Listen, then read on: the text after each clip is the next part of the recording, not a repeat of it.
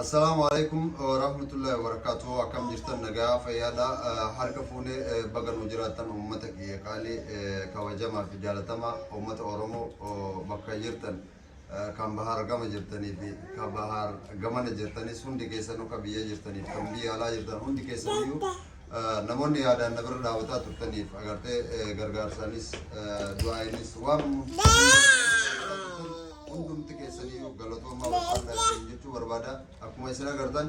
batin ki gargar sake sani ti fi gargar sarabbitin asgene jira duai te sani fi duai mati kenyatin dabalate rabbin ilmantiyas hada mana kiyatis wiya ra kanan ege jira jechuda yero dera isine ra magane turre halu majrutu no mijatu dabe wala rafagadne amma youtube ken hara subscribe share like invite nugochu in rafatina youtube ken kama duran aman indasifu family show jabusan irratti damsa kenas achira dabarfachu fena page nis aman indasifu family show jada page kunille page jolleti youtube kunille youtube jolle wante namoonni nagargaaru amma booda nagargaaru barbaada maallaqa nu soo intaane hamilee na ta'uudhaan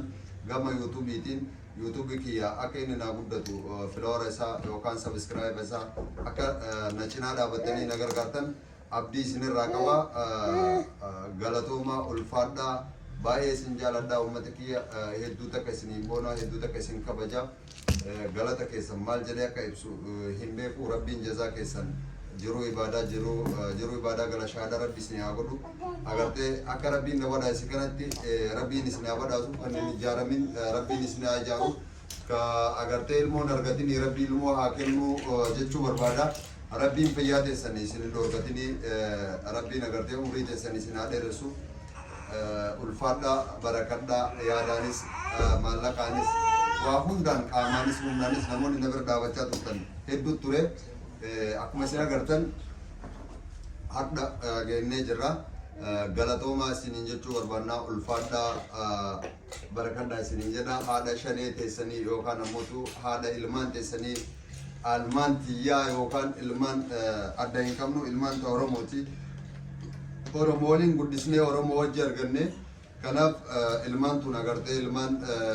gadashani sanke sejirachun oltu ilman gada fakati rabbin agarte ilmo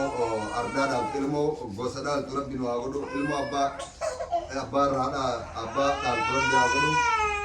ilmo ardabe kagosabe kadini be ko kabiye be rabbin wagodu ka ada abba be rabbin wagodu ulfada sinin jechu barbada gamanuman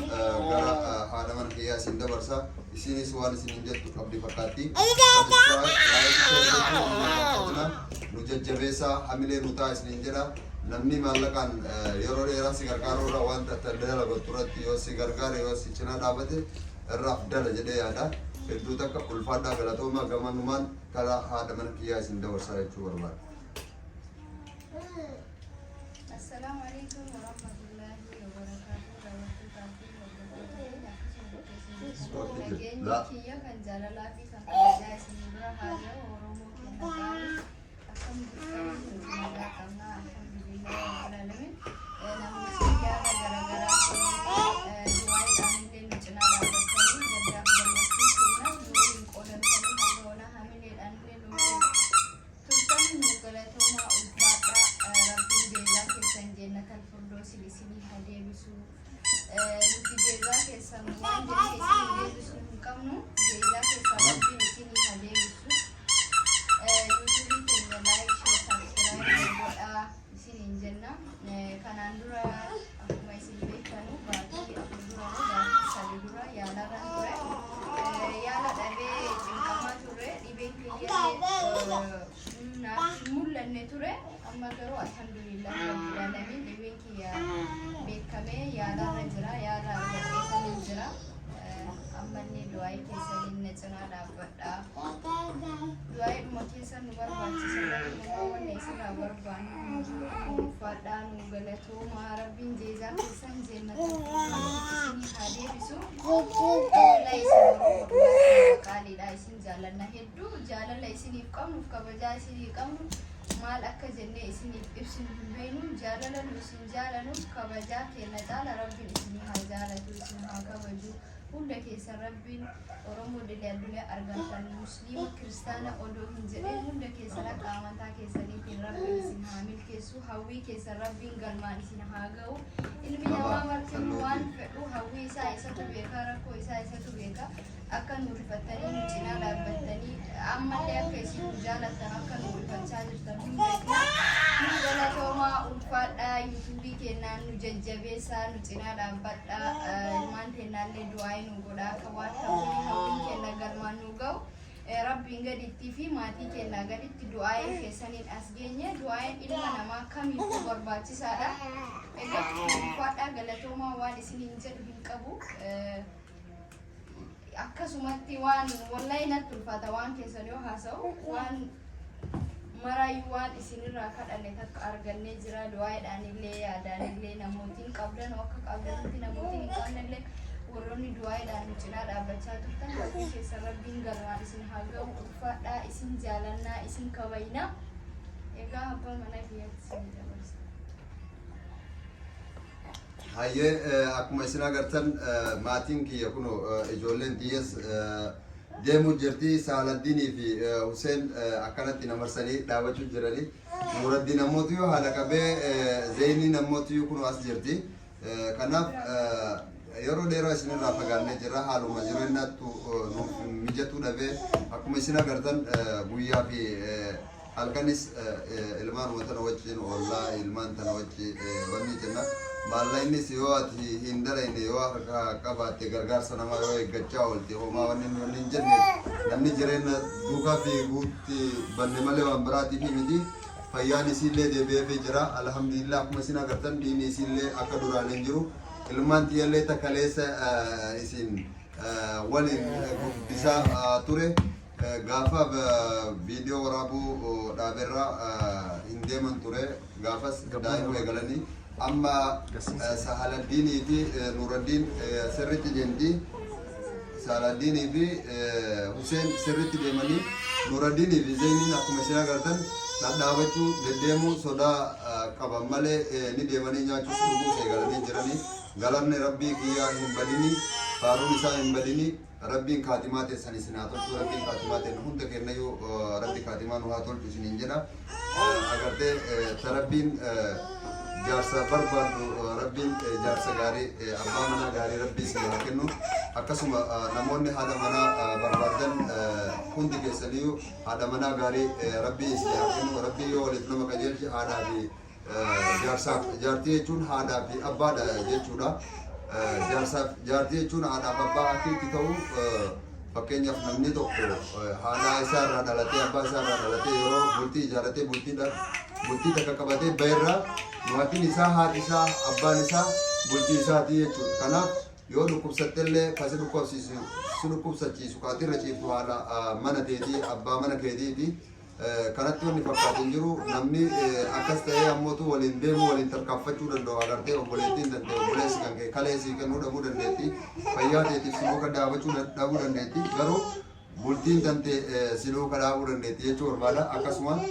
galatoomaa ulfaadhaa rabbii walitti isin haa qabu ijaaramuu feetu rabbii waliin isin haa ga'u isiniin jedha hamilee geettu rabbi isin haa godhu agartee ka ilmoo barbaadu immoo rabbiin ilmoo haa kennuufi kaagarte waa dhibe immoo rabbiin